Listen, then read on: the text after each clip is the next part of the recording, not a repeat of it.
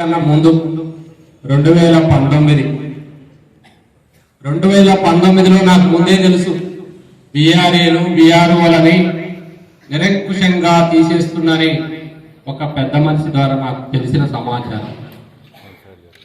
వెంటనే దాని మీద కార్యాచరణ ప్రకటించిన ఈ సోకాల్ నాయకుని పిలిచిన ఏం చేసిర్రు అంటే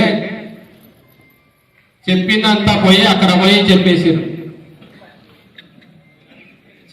జరిగింది ఏంటంటే ఇక్కడ లచ్చిరెడ్డి అనే వ్యక్తి ఉంటే ఈ వ్యవస్థను మనము తీసేయలేము, ఫస్ట్ ఆయన మీద వేటేయాలి అని నా మీద మొత్తానికి వారు అనుకున్నది ఫస్ట్ మెట్టెక్కిరు. రెండో మెట్టు సార్లని మళ్ళా ఫామ్ హౌస్కు పిలిపించుకున్నాడు. ఏంది సంగతి చెప్పాను మనకు ఇప్పుడు అప్పుడున్న నాయకుడు ఇప్పుడు కూడా ఆయన ఆయన పేరు చెప్పడం మనకి ఇది బాగోదులే కానీ ఆయన ఇక లేసి ఎగురుతున్నాడు. ఇప్పుడు ఇక ఆ రోజు చెప్పొచ్చిండు, నీకు దండం పెడుతున్నాను నువ్వేమన్నా చేయి, ఓ చెప్పైనా ఉంటున్నారు వీఆర్ఓలు తీసేయి, వీఆర్ఏలు తీసేయి, ఏమన్నా చేయి కానీ నాకు మాత్రం నేను తిరుగుతా ఉంటా, మీరు ఉంటా ఉండండి, వ్యవస్థ మొత్తం పోతా ఉంటుంది, నేనేం చేయాలి అన్నట్టు మంచిగా చక్కగా తిన్నాడు. ఎందుకంటే తమ్ముడు నాయకుడున్నాడు రామకృష్ణ అంటుంటాడు, అలా నేను కూడా పోయిన ఫామ్ హౌస్ కి ఆ రోజు అయితే ఘోరంగా ఎవడు మాట్లాడలేదు, చెప్పిన వ్యవస్థనంతా తీసేస్తున్నా కూడా తీసేయాలి సార్ తీసేయాలి అంత దొంగలని చెప్పిండు. అని ఎంత ఘోరమైన విషయం అంటే ఒక వ్యవస్థకి కాళ్ళు చేతులు లేకుండా చేసి నేనే కాపాడినా అంటే వ్యవస్థను ఏం కాపాడినా అనేది ఒక్కొక్కసారి గమనించాలి. వ్యవస్థ పోకుండా ఈ రోజు మనం ఇంత దౌర్భాగ్యంగా ఇక్కడ కూర్చొని అందరము ఒక నా వేదికగా మాట్లాడుకునే పరిస్థితి మనది. అసలు రెవెన్యూ వీఆర్ఓలు ఏం చేసిరు తప్పు?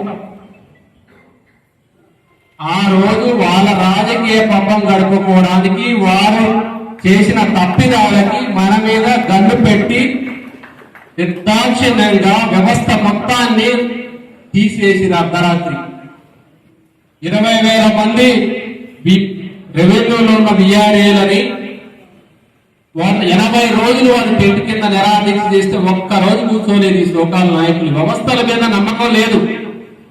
ఇప్పుడు చెప్తుంటారు మనం ఎగిరెగిరి పడుతున్నారు వీఆర్ఓ వెనక తీసుకొస్తామని.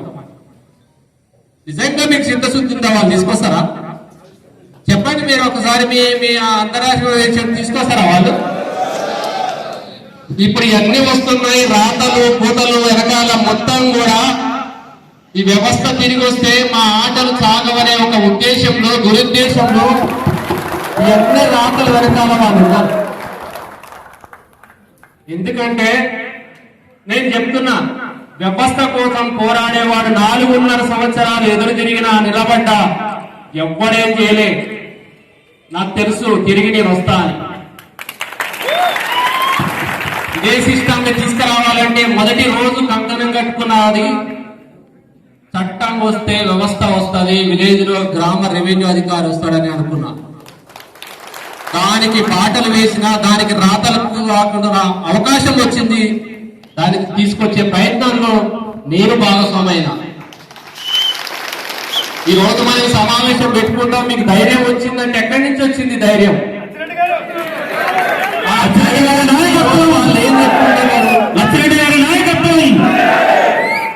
ధైర్యం వాళ్ళకి ఏం చెప్పుకుంటున్నారు? ఈ రోజు మేము పోతున్నాం వస్తుందని చెప్పుకుంటున్నారు. ఇంకా నేనేం చెప్తుంటే వ్యవస్థ కాపాడేవాడు నా వెనకాల ఉన్నాడు. వ్యవస్థ కాపాడవద్దనే ఉద్దేశంతోనే ఎదురు ఆపోజిషన్ వాడు వాళ్ళతో చేతులు కలిపిందంటే ఎంత దుర్మార్గుడు, ఎంత నీచుడు మనం ఒక్కసారి ఆలోచించండి. ఈ రెవెన్యూ శాఖ పుట్టి ఈ రెవెన్యూ శాఖని నిర్వీర్యం చేస్తుంటే కనీసం కూడా మన తోడి నుండి రెవెన్యూ వ్యవస్థను బలోపేతం చేయడానికి ఒక్క అవకాశం కూడా లేకుండా చేసే ప్రయత్నంలో ఉంటే ఎవరి ఆటలు సాగవు. నేను అనుకున్నా, ఎందుకంటే నేను ఏ నిర్ణయం తీసుకున్నా ఆ నిర్ణయానికి చివరి వరకు తీసుకుపోయే ప్రయత్నంలో ఖచ్చితంగా ఉంటా. కానీ ఈ రోజు సోకాల నాయకులు ఏం చెప్పాలనుకున్నారంటే ఇంకా భజనలు చేసుకుని వస్తుంటే ఒక మెసేజ్ వచ్చింది, మా పోల్సింగ్ పంపించున్నారు. మేము 1964 లో మా సంఘం ఏర్పడ్డది, మా సంఘం అది చేసింది ఇది చేసింది ఆ చేసింది అని చెప్పుకుంటూ ఏం చెప్పిర్రా అంటే లాస్ట్ కి 100 మందికి డిప్యూటీ కలెక్టర్ ప్రమోషన్ ఇచ్చినాయా అని చెప్పుకున్నారు. విఆర్ఓ తీసేసినామని చెప్పుకోలే, విఆర్ఏలు తీసుకొస్తామని చెప్పుకోలే, ఒక జియో తీసుకొచ్చినామని చెప్పుకోలే. ఏం చెప్పారా అంటే తహసీల్దార్ నుంచి అంటే డిప్యూటీ కలెక్టర్ 100 మంది ప్రమోషన్ ఇచ్చారట. మరి తహసీల్దార్ల సంఘం ఏం చేస్తుందా? తహసీల్దార్ అసోసియేషన్ ఉండరా వాళ్ళ కోసం చేయడానికి?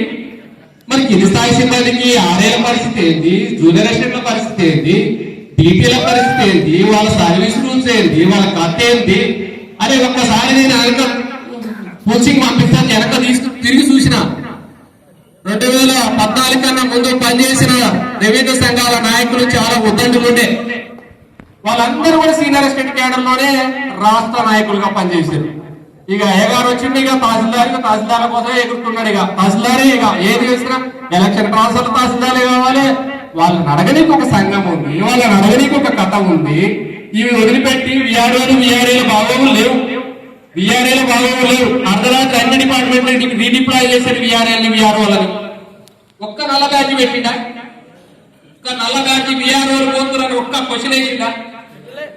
వెయ్యకపోగా తీసేయడానికి కారకుడే ఈ మధ్యలో గత ఒక 1 month 2 months క్రితం ఒక మన విఆర్ఓనే పాపం మొత్తం ఆధారాలతో సహా బయట పెట్టిందా. ఇక దానికి ఏడ్చి ఇక దీనికి అంత మామూలుగా కావాలి, వీడియోతో సహా చూపించిండు. మన నాయకులే చేసిండు, మన వల్లనే జరిగిందని. ఇప్పుడు